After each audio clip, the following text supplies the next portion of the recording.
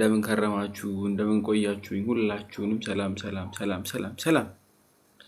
ዋናው ሰላም ነው። ሰላምና ጤና ከሁላችን ጋር እሱ ነው ዋናው። ሌላው ትርፍ ነው። እሺ ዛሬ እንግዲህ ያው ተከታታይ እያየን በነበረው መሰረት የመጽሐፍ ቅዱስ ጥናት እንዴት እናድርግ፣ እንዴት እናንብብ፣ ጥያቄ ስንጠይቅ አንድ ጥቅስ ሁለት ጥቅስ እያያዝን እንዴት ነው የምናነበው፣ እንዴት ነው የምናጠናው የሚለውን ለማየት የመግቢያ መቅድም ባለፈው አይተን ከዛ መቅድሙ አልቆ መግቢያ ጀምረን ነበረ አይደለ? እሱን አይተን ነበር። አይ ቲንክ ትላንት የነበራችሁ በደንብ ተከታትላችኋል ብዬ አምናለሁ። ከማንበባችን ከማጥናታችን በፊት ቀድመን መጀመሪያኛ ዝግጁ መሆን አለብን። እኛ ራሳችን ምን መሆን አለብን? ዝግጁ መሆን አለብን፣ የተዘጋጀን መሆን አለብን ብለን እንደውም የምግብ ምሳሌዎች በዛ ቢሉ ስፔሲፊክሊ ግን የገበሬውን ምሳሌ የእርሻውን ምናምን አንስተን ነበር አይደለም? አይ ቲንክ ሁላችሁም ማለት ነው፣ በትንሹም ብትሆኑ ማለት ነው። ስለዚህ ምን አይተን ነበረ? ምን ማድረግ አለብን የሚለውን አንድ ሰው ከማንበብ በፊት ምን ይሁን ብለን ነበር ጋይስ? ዝግጁ አይደል? ስለዚህ የጸሎትን ነገር አንስተን ነበረ። ጸሎት ብለን ነበርና የያዛችሁ ሰዎች እሰየው፣ በጣም እሰየው። ጸሎት እኛን የሚያዘጋጅ የምናነበውን ነገር የምናጠናውን ነገር እኛ ላይ ማርፎ ተዋህዶን ከወሬም ከጽሁፍ ባለፈ እንድንኖረው የሚያደርገን ነገር ነው ብያችኋለሁ አይደለም? አይ ቲንክ አይተናል፣ እንደዛ አይተናል፣ ትንሽም ብትሆን ማለት ነው። እሱ ካስፈለገን እንደዛ ማድረግ ከፈለገን ይሄን ማድረግ አለብን። ይሄን መጀመሪያ ነው። ሁላችሁም ትስማማላችሁ? የጸሎቷን ነገር ከዛ ልናጠና ነው ማለት ነው። ዛሬ ከላይ ያለችዋን እንዴት ነው የሚጠናው፣ እንዴት ነው ምናምን የሚለውን ሃይላይት ሰጣችሁና ከዛ ነገ በሰላም ካደርንና ከዋልን ካመሸን ጤና ካለን ኢንተርኔት ካለ እናንተም ካላችሁ እንገባለን ማለት ነው። ወደ ዋናው ተስማምተናል። ጸሎት ላይ ማታረጉ ከሆነ ይቅርባችሁ። የምናጠናንን ብላችሁ የምትሰለፉ ሰዎች ጸሎት አናደርግም ወይም ደግሞ ይደብረናል፣ ይከብደናል የምትሉ ሰዎች ካላችሁ ጥናቱ ምንም ስለማይሰራላችሁ ወግዱ ብለናል። አንድ ሰው ሁለት ሰው አይስማማ። ማሞፍ ቱሳራ እና ዳማከሴ ሁለቱ ብቻ ናቸው። ሌሎቻችሁ ዝም ብላችሁ ነው የመጣችሁ። ሶስት ሰው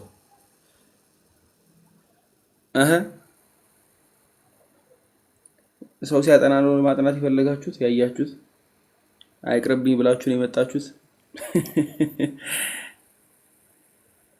ወይንስ የምርም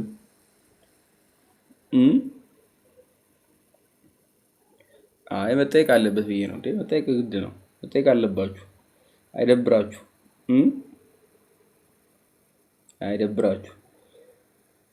ኤኒሃው እሺ፣ መልካም። ስለዚህ ጥቅስ ብዙም ባይሆንም ጀነራል የሆነ ፕሪንሲፕል ነው የምንመለከተው። መልካም። አንድ ሰው ዝግጁ ከሆነ ምን ማድረግ አለበት?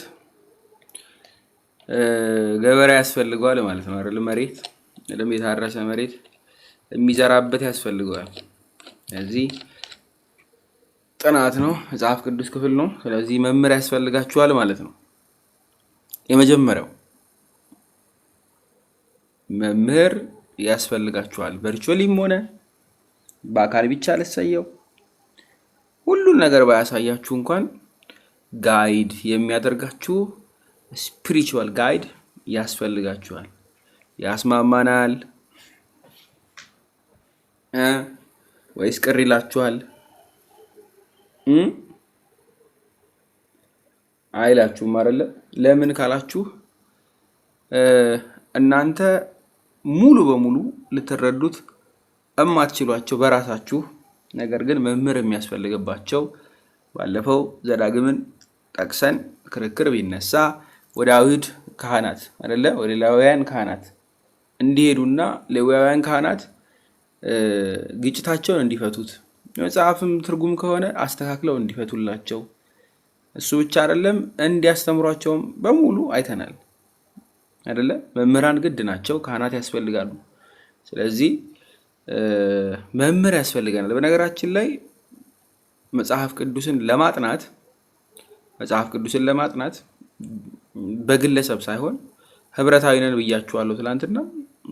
መምህር ማስፈለጉ ከቀደምት ቤተክርስቲያን ላይ ከነበሩ ክርስቲያኖች ማየት መማር እንችላለን። የቀደሙ ክርስቲያኖች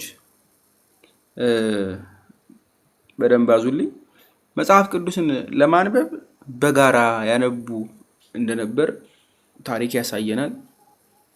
ከአባቶች ጽፎ የምትረዱት እሱ ነው። በጋራ ነው የሚነበብ። አንድ የቤተክርስቲያን ጽሁፍ ወይም ደግሞ ንባብ ቤተክርስቲያን ላይ መምህሩ ባለበት አንባቢው ቆሞ ያነባል፣ የሚተረጎም ከሆነ ይተረጎማል፣ ለህዝቡ ሁሉም በአጠቃላይ ማለት ነው። በጋራ ነው ሲጀመር መጽሐፍ የሚነበብ በሙሉ ቅዱሳት መጽሐፍ በቤተ ክርስቲያን በአደባባይ ነው። ማንም በግሉ አይተረጉምም ማለት ነው። መጽሐፉም ያለ በማን ዘንድ ስለሆነ በመምህራኑ በካህናቱ እጅ ስለሆነ በቤተ ክርስቲያን እጅ ስለሆነ ግልጽ ነው። የሚነበበውም በጋራ ነው። የሚያስተምር ደግሞ ማን ነው? ካህኑ ነው፣ መምህሩ። የት? ቤተ ክርስቲያን። ስለዚህ ንባቦቹ በሙሉ የሚቃኙት በምንድን ነው? በቤተ ክርስቲያናዊ እይታ ማለት ነው። ኦርቶዶክሳዊ በሆነ እይታ ተቃኝተው በዛ መንገድ ይነበባል። ለዛ መምህሩ ግድ ነው፣ ያስፈልጋቸዋል። የሚመራ ግድ ነው። ጀነራል የሆነውን ፕሪንሲፕል የሚያሳያችሁ ማለት ነው። ጀነራል የሆነውን ፕሪንሲፕል የሚያሳይ በሐዋርያት ዘመንም ከሐዋርያት ጊዜ ሰዓት ጀምሮ እነ ቀለሜንጦስ የሮሙን ጠቅሰናል አይደለም? እነ ፖሊካርፕን ጠቅሰናል። እነ አግናጢዮስ ምጦላንበሳን ጠቅሰናል። እነ ኤሬኒያስን ጠቅሰናል። እነዚህ ሁሉ አባቶች ቀደምት የሚባሉት ማለት ነው መጽሐፍ ቅዱስን የሚተረጉሙት በምንድን ነው? በሐዋርያዊ ትውፊት መሰረት ነው። አባታዊ በሆነ መንገድ፣ ሐዋርያት ባስተማሩበት መንገድ፣ ቤተክርስቲያን በሰጠቻቸው መንገድ። ስለዚህ ግድ ነው ማለት ነው። አፖስቶሊክ ትራዲሽን ያስፈልጋል። ያን ደግሞ የምታገኙት ቤተክርስቲያን ውስጥ ነው። በቤተክርስቲያን ውስጥ በእነማን? በመምህራኗ ዘንድ ማለት ነው። ስለዚህ መምህራኑን መያዝ ያስፈልጋል። ጥቅስን ለመጥቀስ እንዲህ ማለት ፈልጎ ነው ለማለት መናፍቃንም ይጠቅሳሉ አይደለ? መናፍቃን ብቻ ሳይሆን ኤቲስትም ይጠቅሳል አይደለ? እንደው እንደ መጽሐፍ አንስቶ ማንም ይጠቅሰው ይችላል፣ ማንም ሊያብራራው ይችላል። ባይዘይ ግን የተብራራበት መንገድ ኦርቶዶክሳዊ ነው፣ ትክክለኛው ነው ወይ የሚለውን ስትፈትሹ መምህራኑ ከየት የተመጡት ከየት የተቀዱት የሚለው በጣም ወሳኝ ይሆናል ማለት ነው።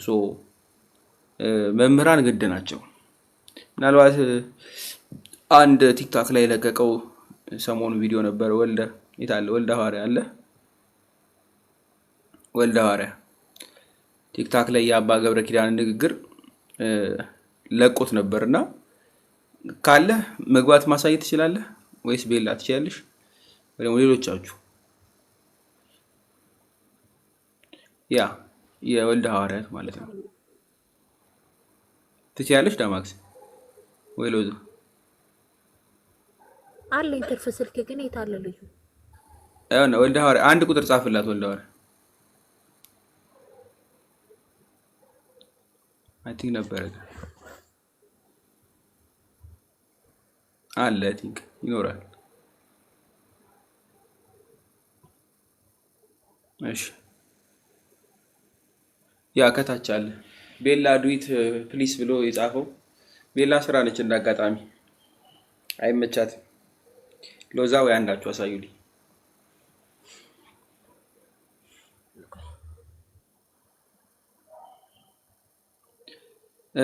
የሰሞኑን ትምህርት የእስከ ዛሬውን አሁን የዛሬውንም መግቢያውን አሁን የምናየውንም ጠቅለል አድርጎ ያስቀመጠ ክፍል ነው። ቴንኪዎች ሎዛ እንኳን መጣሽ። አየሁትና አንጀቴ ርሶ ነበር። እዚህ የተማማርነውን ሰመሪ ነው ይሰራልን አባታችን። ሰመሪ ወይ ደግሞ አለ አይደለ? ሰብሰብ አድርገው ሚዩት ላይ ነሽ ሎዛይ። ቦታ አለ፣ የሁለት ሰው ቦታ ክፍት አለ።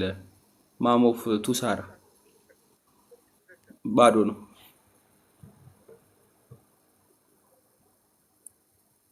መውጣት አያስፈልግም።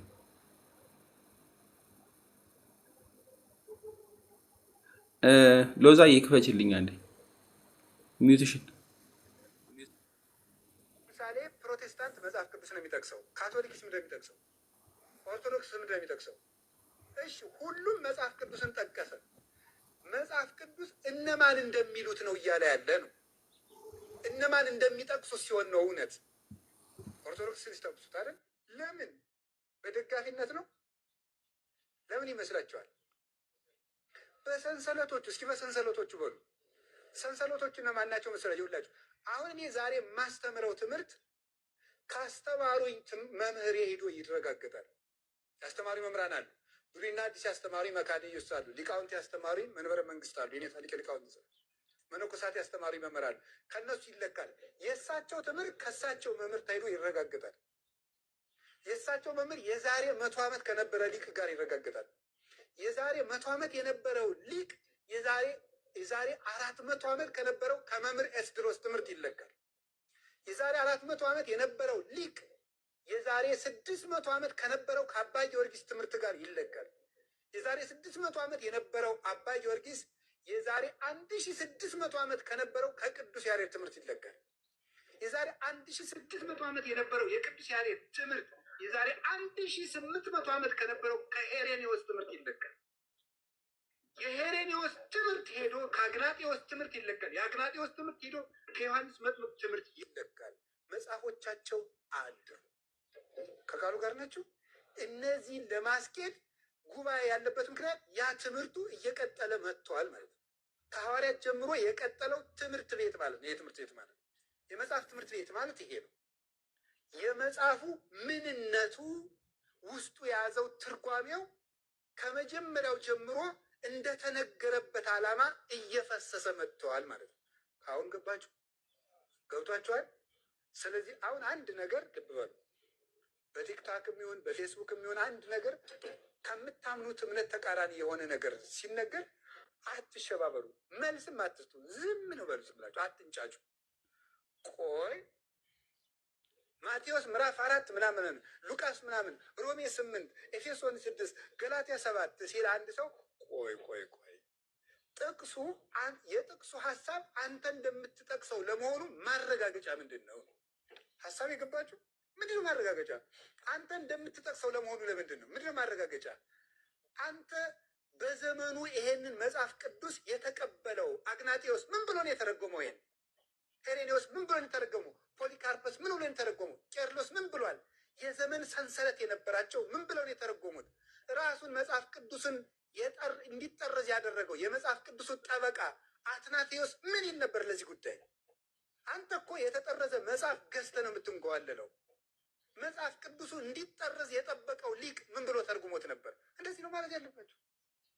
ያንን ለመጠበቅ ነው ይሄ ትምህርት ቤት ያለ።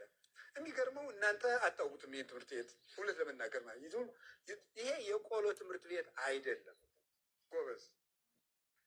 ይሄ የመጽሐፍ ጉባኤ ነው። የመጽሐፍ ጉባኤ ማለት የቤተ ክርስቲያኒቱ ዩኒቨርሲቲ ማለት ነው። ዩኒቨርሲቲ እንደው አድሎታል። እውነት ለመናገር እንደው ዩኒቨርሲቲ መምህራን እንዳይቀየሙ እንጂ ዩኒቨርሲቲ ጥሎ ማለፍ ትምህርት አይደለም። እስቲ አሁን 5ኛ ዓመት ላይ የመጀመሪያ ሴሚስተር የተፈተናችሁት ሞጁል ብጠይቅ ወንድ ያልፋል? ሰው ሴትስ ያልፋል? ማንም አያልፍ በእውነቱ ማለት ነው። አሁን ኢንጂነር ምናምን እንትን ስለ ምናምን 2ኛ ዲግሪ እንትን ስምታል እኮ የመጀመሪያው አንጥሎ ነው። የመጀመሪያው አንጥሎ በመጨረሻ አይቱ ብቻ ሊቅ ትሸጣላችሁ። እነዚህ ልጆች አሁን 3ኛ ዓመት ናቸው። የመጀመሪያ ዓመቷን ትምህርት ያውቋታል። አየህ፣ የቤተክርስቲያን ሊቅነት ይሄ ነው። መጀመሪያ የተማሩት ውዳሴ ማርያም ትርጓሜ ነው። ውዳሴ ማርያም ትርጓሜ 10ኛ ዓመትም 20ኛ ዓመትም 50ኛ ዓመትም 100ኛ ዓመትም ሆኖ ይተረጉማል። የቤተክርስቲያን ትምህርት ይሄ ነው። ከቃሉ ጋር ነች። የጉባኤ መጽሐፍት የሚባሉት አንደኛው ብሉይ ኪዳን፣ ሁለተኛው አዲስ ኪዳን 35 መጽሐፍ፣ ሶስተኛው ሊቃውንት ይባላል። ሊቃውንት ማለት የቤተ ክርስቲያን አባቶች ትርጓሜ ማለት ነው። አራተኛው መጽሐፈ መነኮሳት ይባላል። አራቱ ጉባኤ ቤት ማለት ይህ ነው። ብሉይ ኪዳን የሚማር ሰው 6 ዓመት ይማራል። ሊቃውንት የሚማር ሰው 6 ዓመት ይማራል። ሐዲስ ኪዳን የሚማር ሰው 5 ዓመት ይማራል። መጽሐፈ መነኮሳት የሚማር ሰው 3 ዓመት ይማራል። የአራቱ ጉባኤ መምህር ለመሆን 20 ዓመት ይማራል። ከቃሉ ጋር ናችሁ? ይሄንን ነው የሚማሩት እነዚህ። ይሄን ሲማሩ ደግሞ ትርጓሜውን ከነዘሩ ይማራሉ። ከቃሉ ጋር ናችሁ? ለምሳሌ ፕሮቴስታንት መጽሐፍ ቅዱስ ነው የሚጠቅሰው፣ ካቶሊክስ ምንድን ነው የሚጠቅሰው? አልኳል። እግዚአብሔር ያክብርልኝ። ቃል ያሰማል ለመምህራችን ለአባታችን ለአባ ገብረ ኪዳን ጠቅለል አድርገው ስብስብ አድርገው ቁጭ ቁጭ ቁጭ ቁጭ ቁጭ ነው ያደረጓት። ቁጭ ቁጭ ቁጭ ቁጭ ሁሉንም ማለት ነው። ሁሉንም በሚገባ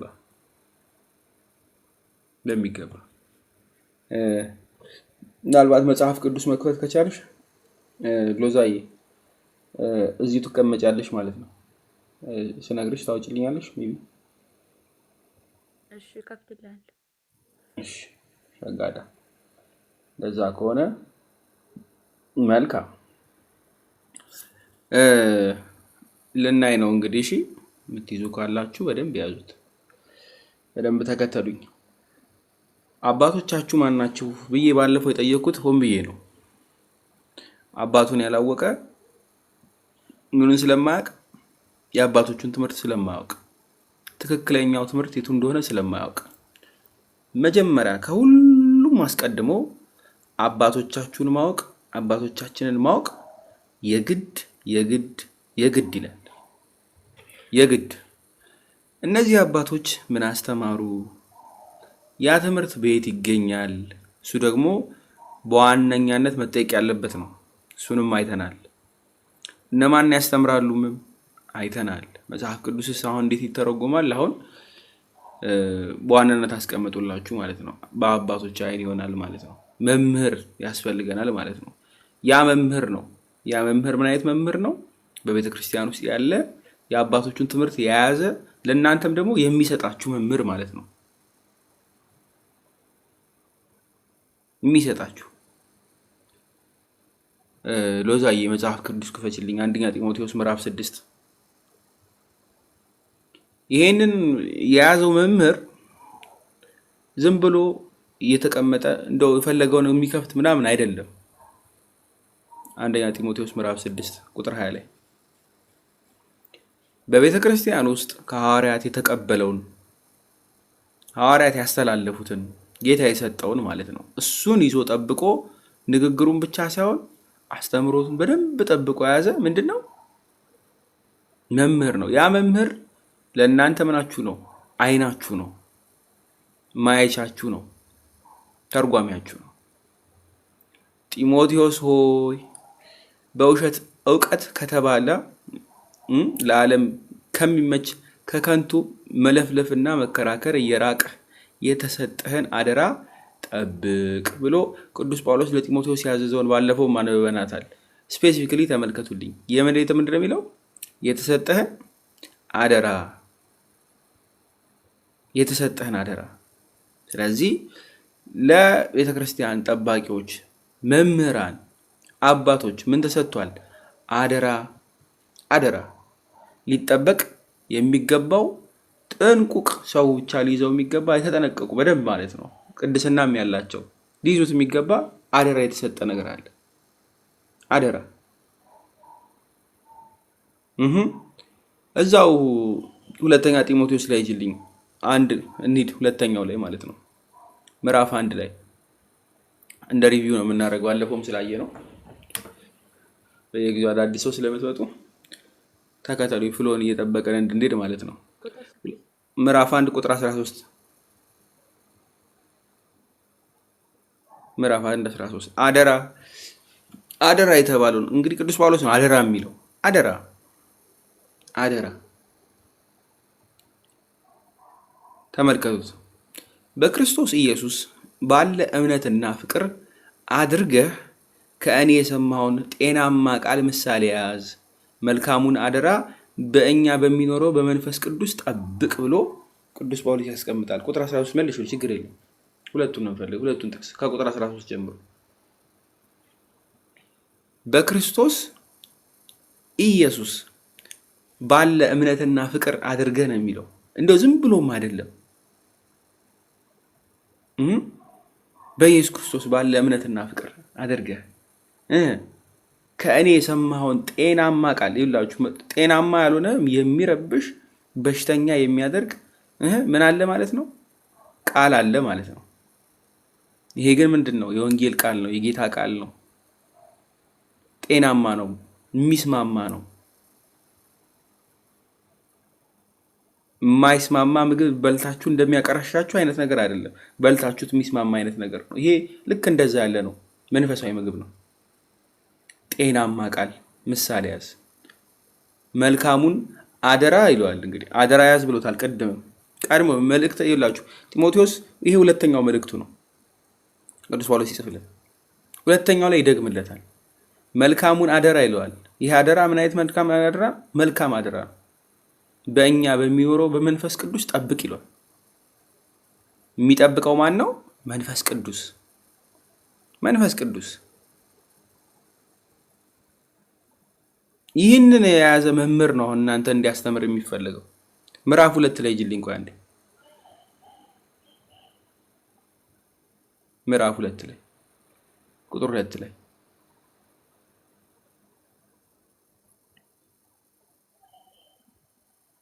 ተመልከቱት። ብዙ ሰዎች የመሰከሩለትን ከእኔም የሰማኸውን ሌሎች ደግሞ ሊያስተምሩ ለሚችሉ ለታመኑ ሰዎች አደራ ስጥ። ምን ለሚሉ? ሊያስተምሩ። እናንተን የሚያስተምሯችሁ መጽሐፍ ቅዱስ ልናጠና ነው አይደለ? እንድታጠኑ የሚያደርጋችሁ ጋይድ የሚያደርጋችሁ በዚህ በዚህ በዚህ እያለ የሚያስተምራችሁ ማን ነው ማለት ነው? አደራ የተሰጠው አደራውን ደግሞ የተቀበለው ማ? ይህ ሐዋርያ፣ ይህ መምህር፣ የቤተ ክርስቲያን ምን አባት ማለት ነው። አደራም ተሰጥቶታል። ይሄ አደራ ነው። ዝም ብለህ እንደው ተብሎ አየር ላይ ሄደ ዝም ብሎ በገስ በቮለንተር ምናምን የሚመጣ አይደለም። እንደው ዝም ብሎ ሰንባዲ ራንደም ተነስቶ በመንፈስ ቅዱስ ነው የሚጠበቅ። በመንፈስ ቅዱስ ለታመኑ ሰዎች የተሰጠ አደራ ነው። ያልታመኑ ሰዎች አሉ፣ ጤናማ ያልሆነውን ቃል የሚሰጡ። ቅዱስ ጳውሎስ ለጢሞቴዎስ እየሰጠ ያለው ምንድነው? ጤናማ ቃል አደራ ተሰጥቷል። ስለዚህ ለታመነ ሰው ነው የተሰጠው። ከዚህ የታመነ ሰው ምንድነው የምታደርጉት? ሊያስተምሩ ለሚችሉ ነው የሚለው አይደል? ስለዚህ ሊያስተምሩ የሚችሉ ሰዎች መምህራኖች አሉ። ከነዚህ እንማራለን። ከነዚህ ማስተማር የማይችል ስለሚኖር ማለት ነው። የታመነ ያልሆነ ሊኖር ስለሚችል ስላለም ለቃሉ ያልታመኑ ብዙዎች ስላሉ አደራን ተቀብለው ማስተላለፍ የማይችሉ ስላሉ፣ ስለዚህ ቅዱስ ጳውሎስ ለጢሞቴዎስ ደጋግሞ ምን አስቀመጠልን ማለት ነው? አደራ አደራ አደራ አደራ። ሐዋርያት ሥራ ምዕራፍ 2 ላይ ጅልኝ አንዴ። ምዕራፍ 2 ቁጥር 42 ላይ አንዲት ክፍል አለች። ቅዱስ ጳውሎስ ለጢሞቴዎስ አደራ አደራ አደራ አደራ የሚለው ከዚህ አንጻር ነው ተመለከታችሁ። ቁጥር 42 ላይ 12 አይደለም 42 ምዕራፍ 2 42 እንዲህ ይላል ይላችሁ በሐዋርያትም ትምህርትና በህብረት እንጀራውን በመቁረስ በየጸሎቱም ይተጉ ነበር ይላል። አንድ ላይ ነው የሚኖሩት ብያችኋለሁ ቅድም። አንድ ላይ ነው የሚነበብ። በጋራ መምህራን ያነባሉ፣ ይተረጉማሉ። በሐዋርያትም ትምህርትና በህብረት እንጀራውን በመቁረስ በጸሎትም ይተጉ ነበር ብሎ የሚያስቀምጠው ህብረታዊ ክርስቲያኖች እንደሆኑ ነው። በምን አይነት ትምህርት? በሐዋርያትም ትምህርት። ከዛ ደግሞ ትምህርቱ ብቻ አይደለም ማመን ብቻ አይደለም መታመንም ያስፈልገዋል ብለናል አይደለ? ስለዚህ ስጋው ደሙንም እንደዛው ምን ማድረግ አለባቸው? መቀበል አለባቸው። በህብረትም እንጀራውን በመቁረስ ይላል። እንጀራውን በመቁረስ የሚለው ስጋው ደሙ ነው። እሱ ብቻ አይደለም በጸሎትም ይተጉ ነበር ይላል። ስለዚህ ትምህርት ምን ያስፈልገዋል? ንስሐ ያስፈልገዋል ማለት ነው። ንስሐ ብቻ አይደለም ስጋው ደሙን መቀበል አለባችሁ። ስጋው ደሙን መቀበል ብቻ አይደለም በጸሎት መትጋት አለባችሁ። ትምህርቱ ይዋሃዳችሁ ዘንድ ግድ ነው። ይሄን ተሰጥቶናል። ይሄን እናስቀጥለው ቤተክርስቲያኑ ተሰጥቷል። አንደኛ ቆሮንቶስ ምዕራፍ 11 ሶሪ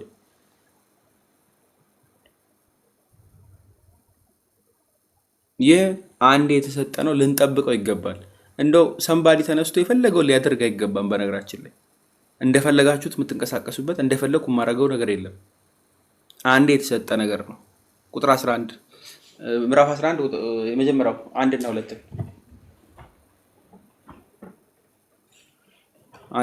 ኦኬ እሺ ችግር የለም። ወንድሞች ሆይ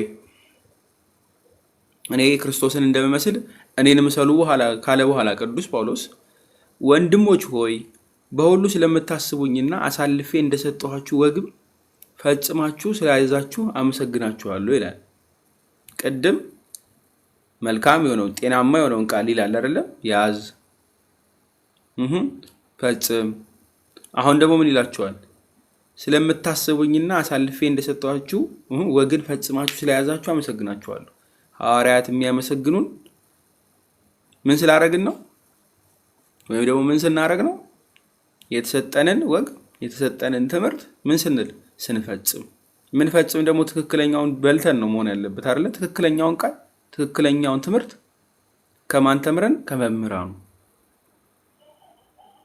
ይሄ ምን አይነት ነው? በመጽሐፍ ብቻ ተሰጠን ወይ? እንደፈለግን መጽሐፉን አንስቼ ልተርጉም እንላለን እንዴ? አንልም። ሁለተኛ ተሰሎንቄ ምዕራፍ 2 ላይ ይጅልኝ። አይ በቃ በመጽሐፉ ያለውን አንብቤ ያለው በቃኝ በዚህ እንተረጉማለን አንልም። ትራዲሽኑ፣ ባህሉ፣ ኤቭሪቲንግ ሁሉ ነገር ቤተክርስቲያናዊ የሆነ አግኝቼዋለሁ አትሉም። ይትባሉን በሙሉ ቁጥር 2 ላይ ይጅልኝ። ሶሪ ምዕራፍ እናንተን እኮ የተምታታብኝ ነው። 15 ላይ ቁጥር 15 ምዕራፍ 2 15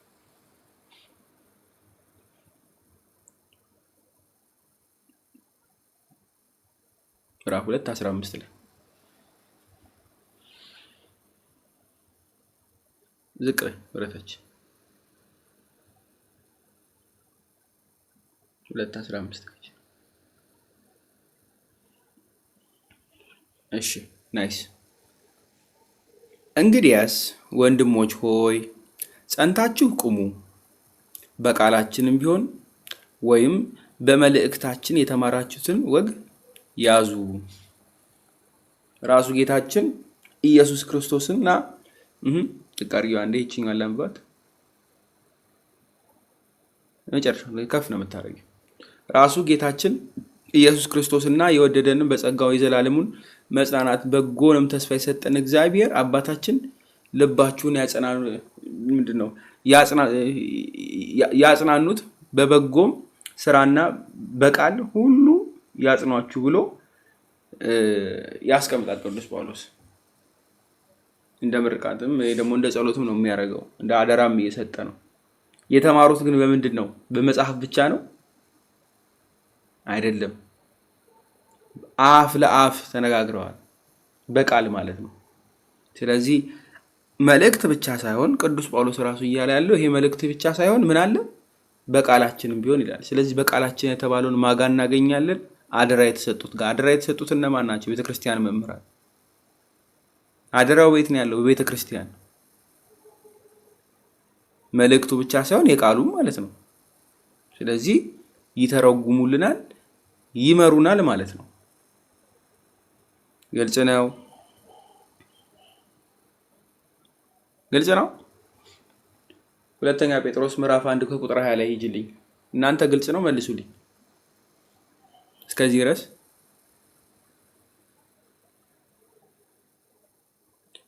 ቁጥር 20 ላይ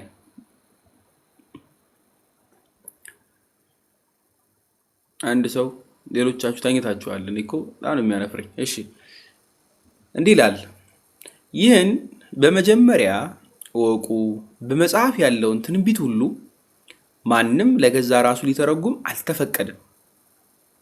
ትንቢት ከቶ በሰው ፈቃድ አልመጣምና ዳሩ ግን በእግዚአብሔር ተልከው ቅዱሳን ሰዎች በመንፈስ ቅዱስ ተነድተው ተናገሩ ይላል። በምን ተናገሩ? በመንፈስ ቅዱስ ተነድተው። ስለዚህ በመንፈስ ቅዱስ ተነድተው ከተናገሩ ይሄ የተሰጣቸው ደግሞ ዝም ብሎ ከንቱ ቃል እንዳልሆነ ከተነገረ የትንቢት ቃል ከሆነ በሰው ፈቃድ ካልመጣ በእግዚአብሔር ፈቃድ ከመጣ ቀደም ያዙልኝ። በእግዚአብሔር ፈቃድ ከመጣ ከዛ ደግሞ ቀደም ማን ነው የሚጠብቀው ብላ መንፈስ ቅዱስ አይደለም? ሁለተኛ ጢሞቴዎስ ምዕራፍ 1 ከቁጥር 14 ላይ በመንፈስ ቅዱስ ነው የሚጠብቀው። በመንፈስ ቅዱስ ነው። ስለዚህ ማንም ተነስቶ የራሱን የግሉን አያደርግም ማለት ነው። አደራ ነው። ይህ አደራ ደግሞ ሊተረጎምም ትምህርትም ሊሰጥ የሚገባው በማን ነው? በመምህሩ ማለት ነው። በመምህሩ በመጽሐፍ ያለው ሁሉ ትርኪ ብርኪ አይደለም። ቃሉ በራሱ ማይረባ አይደለም። ግልጽ ነው። እዚሁ የሁለተኛ ጴጥሮስ ላይ ምዕራፍ 3 ላይ ይልኝ እንዲህ የሚያደርጉም ስለሚኖሩ ምዕራፍ 3 እሺ ቁጥር 15 ሰላም ብያለሁ አላትዮን እንዴት አሉ?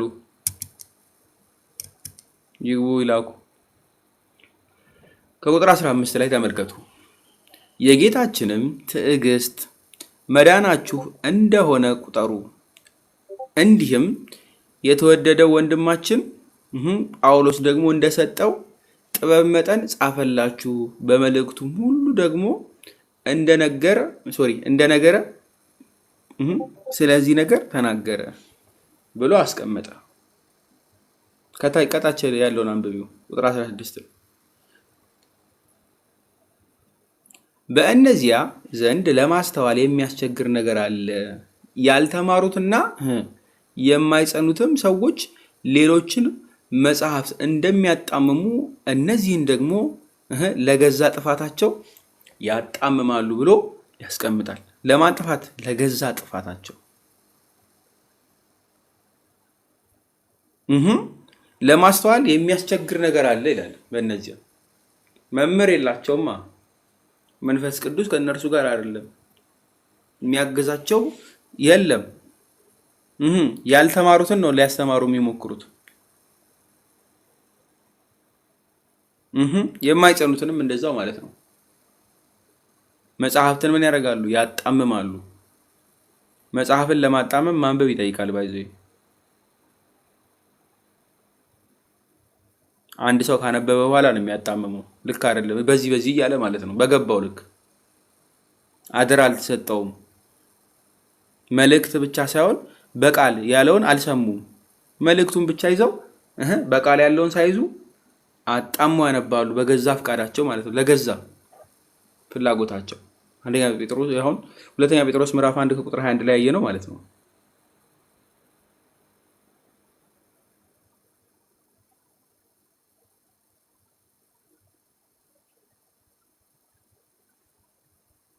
መልካም ነው አላችሁ። ስፓም ያደርግብሃል አላት ይሆን ይጻፍክ ያለው መልካም አላችሁ ማለት ነው አላችሁ። ስለዚህ እንቀጥል። የሐዋርያት ሥራ ምዕራፍ 17 ላይ ይልኝ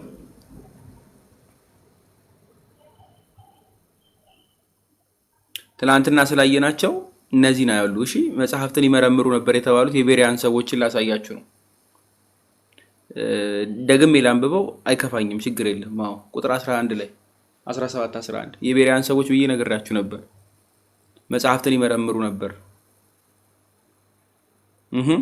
እነዚያም በተሰሎንቄ ከሚኖሩት ይልቅ ልበ ሰፊዎች ነበሩና ነገር ነገሩ እንደዚሁ ይሆንን ብለው ዕለት ዕለት መጽሐፍትን እየመረመሩ ቃሉን በሙሉ በፍቃድ ተቀበሉ ተብሎ የተነገረላቸው ማለት ነው።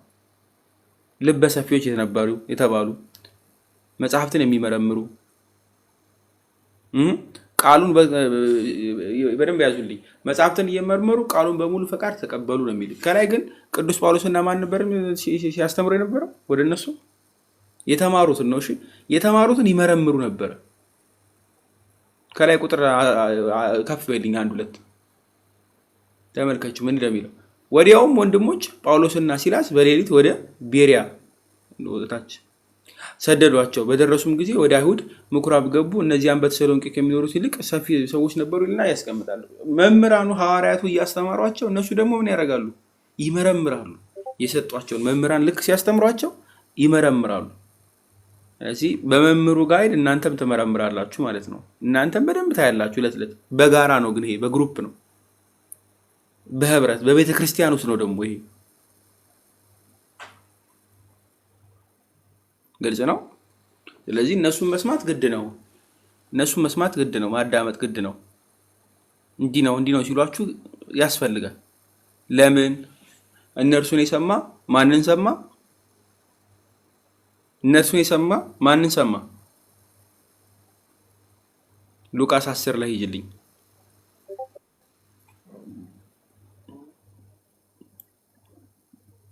ሐዋርያቱን የሰማ መምህራኑን የሰማ ማንን ሰማ? ቤተክርስቲያንን የሰማ ማንን ሰማ?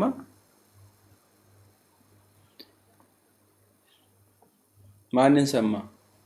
እግዚአብሔርን፣ እኔን ስለሚል ማለት ነው። ቁጥር 16 ላይ ይጅልኝ። ቁጥር 16 ላይ የሚሰማችሁ እኔን ይሰማል፣ እናንተንም የጣለ እኔን ይጥላል፣ እኔንም የጣለ የላከኝን ይጥላል ብሎ ያስቀምጣል። የሚሰማችሁ እኔን ይሰማል ነው የሚለው። ሐዋርያትን መስማት፣ የቤተ ክርስቲያን መምህራንን መስማት፣ ቤተ ክርስቲያንን መስማት ግድ ነው። ለምን? እነርሱን የሰማ ማንን ሰማ? እኔን ሰማ ነው የሚለው። ዝም ብሎ አይደለም። ሐዋርያዊ ቅብብሎሹ ከሌለ ቅድም አባ ገብረ ኪዳን እያዳመጣችኋቸው ነበር።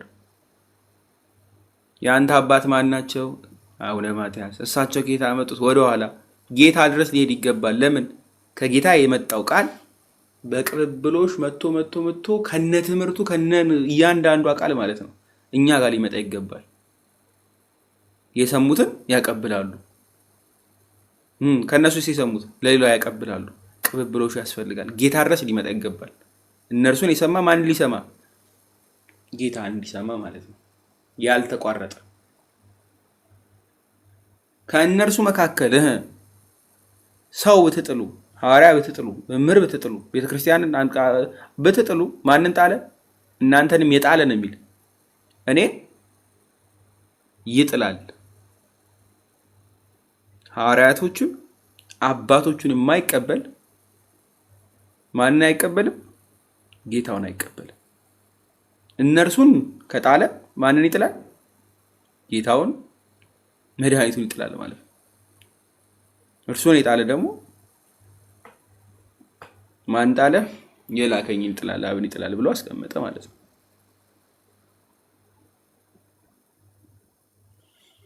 ግልጽ ነው እዚህ ድረስ። ማቴዎስ ወንጌል ምዕራፍ 28 ላይ ከቁጥር 19 እስከ 20 ድረስ ሂዱና እያስተማራችሁ አጥምቁ ተብሏል አይደለም? እንዲያጠምቁ ታዘዋል። እሱም ብቻ አይደለም፣ አስተምሮ ማጥመቅን ሐዋርያት ሥራ ምዕራፍ 8 ቁጥር 30 እና 31 ላይ ክፈችልኛል።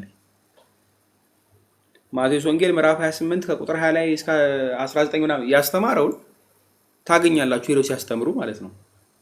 8:30 ላይ ሐዋርያት ሥራ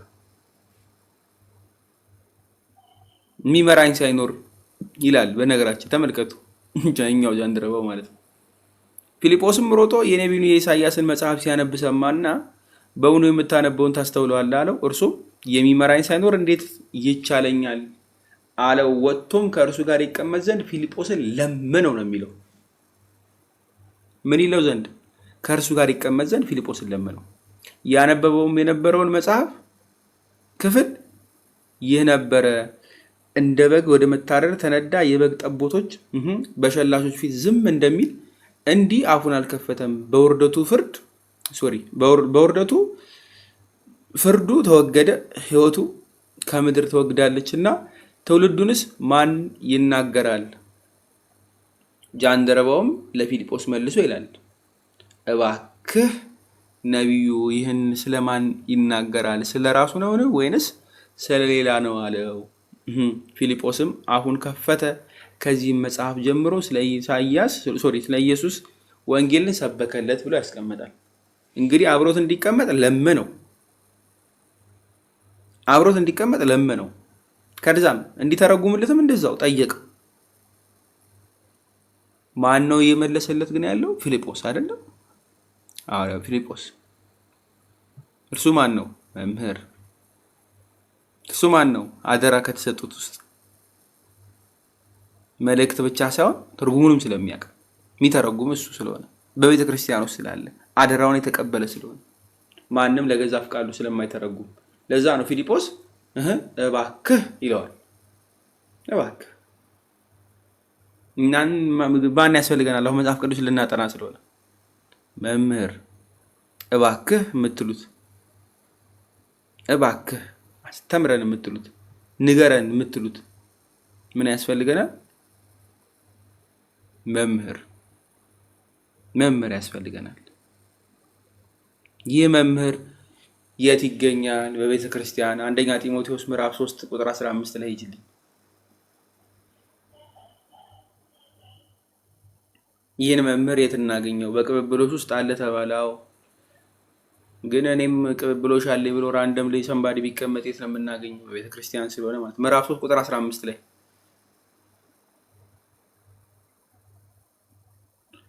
ተመልከቱት። በዘገይ ግን ከላይ ምናልባት ከቁጥር 14 ጀምሮ ነው ፈጥኜ ወደ አንተ እንድመጣ ተስፋ አድርጌ ይህን እጽፍልሃለሁ ይላል። በዘገይ ግን በእግዚአብሔር ማደሪያ ቤት መኖር እንዴት እንደሚገባ ታውቁ ዘንድ እጽፍልሃለሁ። ቤቱም የእውነት አምድና መሰረት የሕያው እግዚአብሔር ቤተክርስቲያን ነው ብሎ ያስቀምጣል ቅዱስ ጳውሎስ። ፈጥኜ ወደ አንተ እንድመጣ ተስፋ አድርጌ ይህን እጽፍልሃለሁ ነው የሚለው። በዘገይ ግን ይለዋል ቅዱስ ጳውሎስስ ባይኖር ቢዘገይ በእግዚአብሔር ማደሪያ ቤት መኖር እንዴት እንደሚገባ ታውቅ ዘንድ እጽፍልሃለሁ። ቤቱም ይሄ ቤት ምን አይነት ነው? ከሐዋርያት የተቀበሉት ጢሞቴዎስ በእኔ እንደሚኖሩት በእግዚአብሔር ቤት። ይሄ ቤት ምን አይነት ቤት ነው? የእውነት አምድና መሰረት የሕያው እግዚአብሔር ቤተክርስቲያን ነው። ስለዚህ አምድ ከተባለ እና መሰረት የምን የእውነት ትምህርትም ስርዓትም የሚገኝበት ቤት ነው ማለት ነው። በዚህ አምድ በተባለው እውነተኛ በሆነው መሰረት በተባለው ቤተክርስቲያን ውስጥ ይሆናል ማለት ነው። ቤተክርስቲያን ውስጥ ይሆናል። ለምን ካላችሁ ኤፌሶን መልእክት ክፈችልኝ ምዕራፍ 3 ቁጥር 10 ላይ የኤፌሶን መልእክት ምዕራፍ 3 ቁጥር 10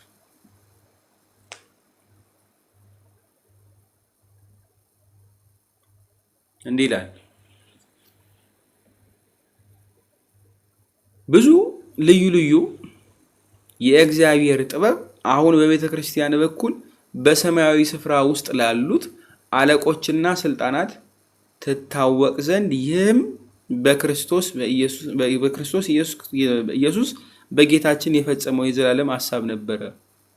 በእርሱም ዘንድ ባለ እምነታችን በኩል በመታመን ድፍረትና መግባት በእርሱ አለን እያለ ያስቀምጣል። ቁጥር 10 ላይ ያለውን በደንብ አስተውላችሁ ይጡ። ስለዚህና ስለእናንተ መከራ እያለ ቅዱስ ያመጣ ግን ተመልከቱ። ብዙ በደንብ ተመልከቱልኝ፣ በደንብ አስተውላችሁ። ልዩ ልዩ የእግዚአብሔር ጥበብ አለ። የት ነው የሚገኝ? አሁን በቤተ ክርስቲያን በኩል ይላል። በምን በኩል? በቤተ ክርስቲያኒቱ በኩል የእውነት አምድና መሰረት በተባለችው ቤተ ክርስቲያኑ የእግዚአብሔር መቅደስ በተባለችው ቤት ቤተክርስቲያን በኩል ሰማያዊ ስፍራ ውስጥ ላሉት አለቆችና ስልጣናት ትታወቅ ዘንድ ነው የሚል ትታወቅ ዘንድ።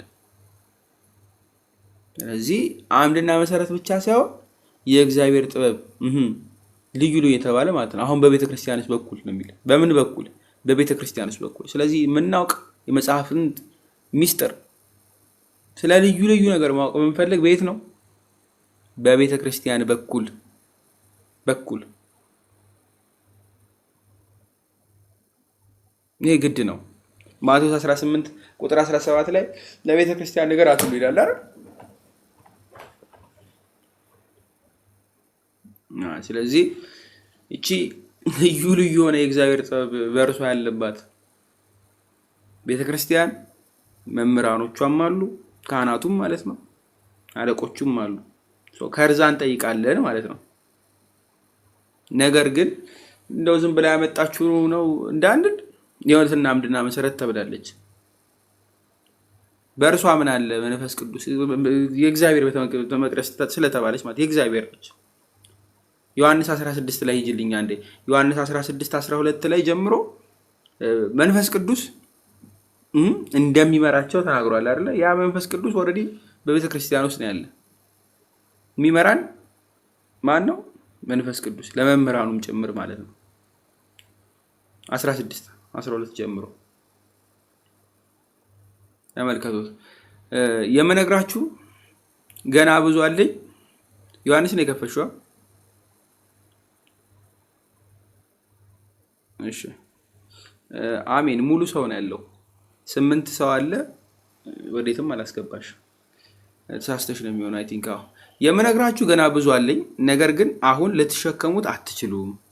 ግን እርሱ የእውነት መንፈስ በመጣ ጊዜ ወደ እውነት ሁሉ ይመራችሁ። ምንድነው? ይመራችኋል። የሚሰማው ሁሉ ይናገራል እንጂ ከራሱ አይናገርም እና የሚመጣውም ይነግራችኋል አይደለ? የሚመጣውንም ይነግራችኋል። እርሱ ያከብረኛል፣ ለእኔ ካለኝ ወስዶ ይነግራችኋል። ለአብ ያለው ሁሉ የኔ ነው። ስለዚህ ለእኔ ካለኝ ወስዶ ይነግራችኋል አልሁ ብሎ ያስቀምጣል። መንፈስ ቅዱስ የሚመራን መንፈስ ቅዱስ የእውነት መንፈስ የተባለ ማለት ነው በመጣ ጊዜ ይላል።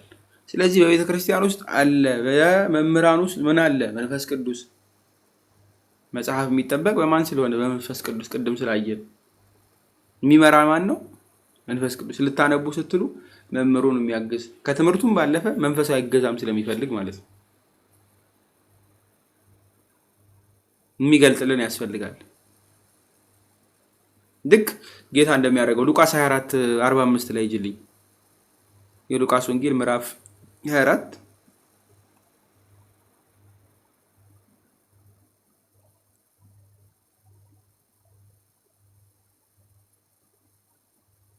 ከቁጥር 45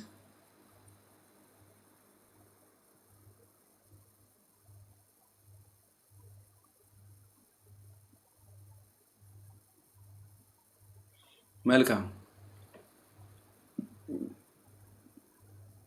በዚያን ጊዜም መጽሐፍትን ያስተውሉ ዘንድ አእምሯቸውን ከፈተላቸው ይላል አይደለም? ማን ነው ከፋች? እግዚአብሔር አይደለም? የሚከፍት ማን ነው? እግዚአብሔር። መጽሐፍትን ይይዛሉ፣ ያነቡታል፣ ግን አያስተውሉትም። እንዲያስተውሉ የግድ ምን ያስፈልጋል? የእግዚአብሔር እርዳታ፣ እግዚአብሔር ፍቃድ። ምን አደረገላቸው ይላል? አእምሯቸውን ከፈተላቸው። ስለዚህ ስናነብ አእምሯችን እንዲከፍትልን እኛም ምን እናደርጋለን? እንጸልያለን።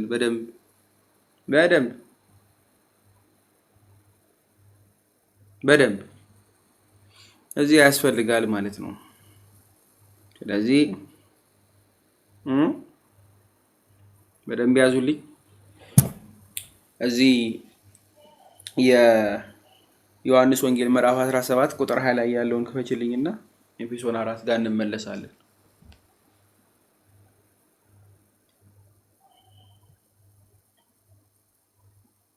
17 ላይ ሁሉም አንድ ይሆኑ ዘንድ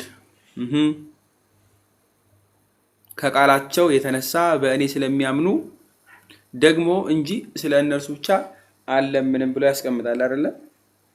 ከቃላቸው የተነሳ በእኔ ስለሚያምኑ ቃላቸው የተባለ ማን ነው? ይሄ ወንጌል አይደለ?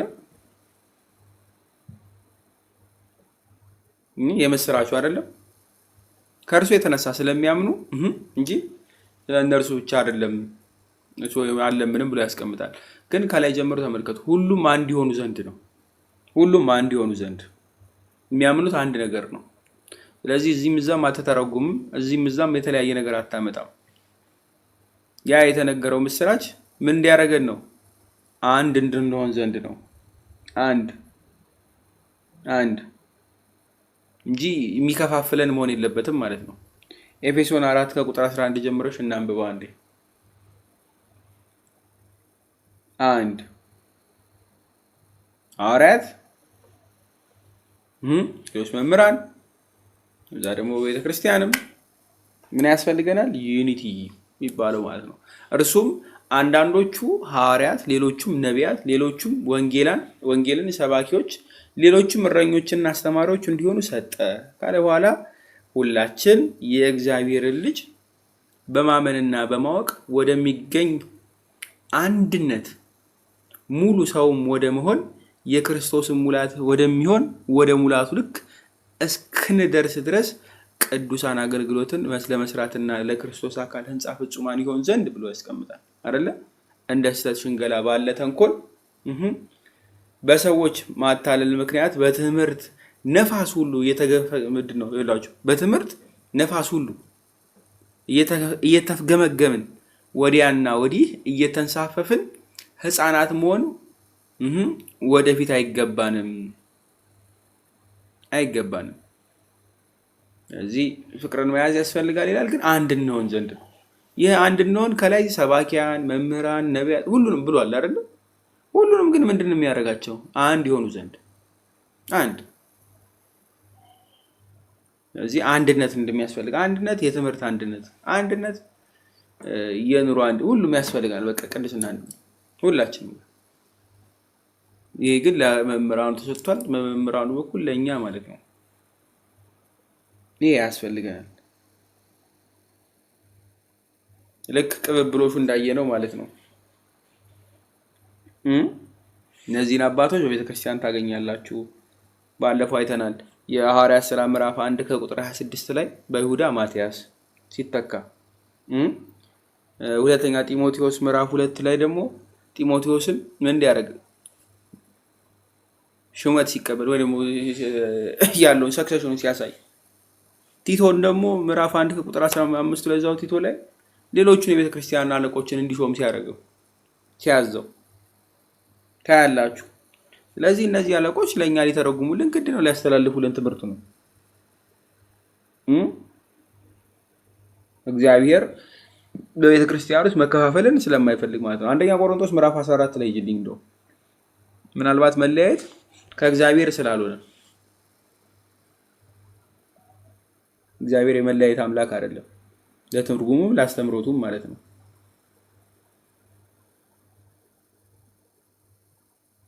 አሰራት ቁጥር 33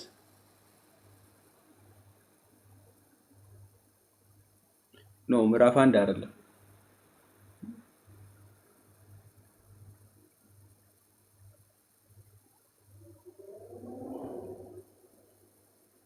ምዕራፍ 14 ከቁጥር 33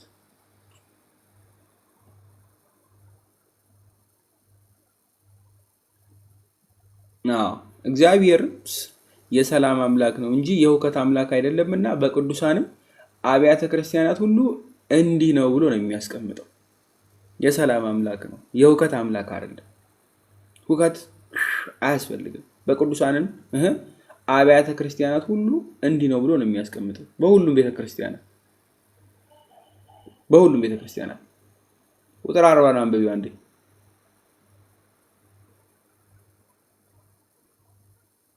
ነገር ግን ሁሉ በአግባብና በምን ይሁን?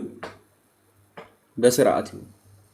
ስለዚህ የሁከት አምላክ አይደለም፣ ማንም የፈለገውን እዚህ ምዛም አያደርግም። ትምህርት ላይም ስርዓት ላይም ሁሉም ላይ ማለት ነው የስርዓትና አግባብነት ያስፈልገዋል ሁሉ ነገር። ስለዚህ በስርዓት ያልፋል ማለት ነው። ቤተክርስቲያን ላይ ያሉ የተሾሙ አባቶችን ልናከብር፣ መምህራን ልናከብር፣ ልንጠብቅ ግድ ነው። ዕብራውያን 13:17 ላይ ሁሉም የቤተክርስቲያን አገልጋዮች ሊገዛ እንደሚገባ በደንብ ማለት ነው ሊያከብር እንደሚገባ ተቀምጦልናል። በነገራችን ላይ ቤተክርስቲያን የስርዓት ቤተክርስቲያን ነች። በነገራችን ላይ እግዚአብሔርም እንደዚያው የስርዓት አምላክ ነው። አንደኛ ጢሞቴዎስ ምዕራፍ 3 ላይ ከቁጥር 1 ጀምራችሁ ብትመለከቱ ሲከፋችሁ አንደኛ ታያላችሁ። እንትን አለን ዝም ብሎ ራንደም አይደለም፣ ስትራክቸር አለው፣ ስርዓት አለው። ስርዓት አለው።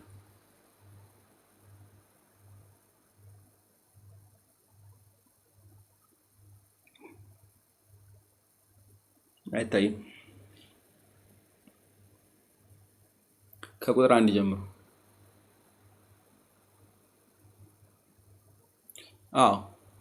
ማንም የኤጲስቆጶስነትን ቢፈልግ መልካም ስራ ይመኛል እያለ ያስቀምጣል። ከታች ደግሞ ምን ይላል ደግሞ ዝቅ ፍሬና ለማስተማር ምናምን ካለ በኋላ ስለ ዲያቆናት ታች ድረስ ያወራል እስከ ቁጥር 13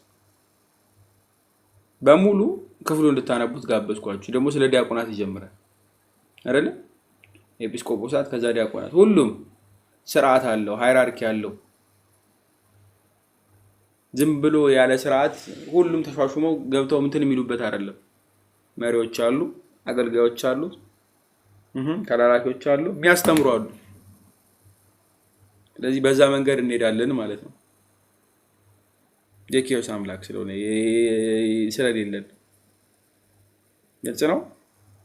ኤኒሃው ቀጣይ በዋናነት ይህንን ካየን ስትራክቸርድ በሆነ መንገድ እንዴት ነው መታየት ያለበት፣ እንዴት ነው መረዳት ያለብን የሚለውን ቀጣይ የመግቢያውን ክፍል አንደኛውን እንጀምራለን ማለት ነው ወደ ዋናው ክፍል። እዚህ ድረስ ግን ግልጽ ነው።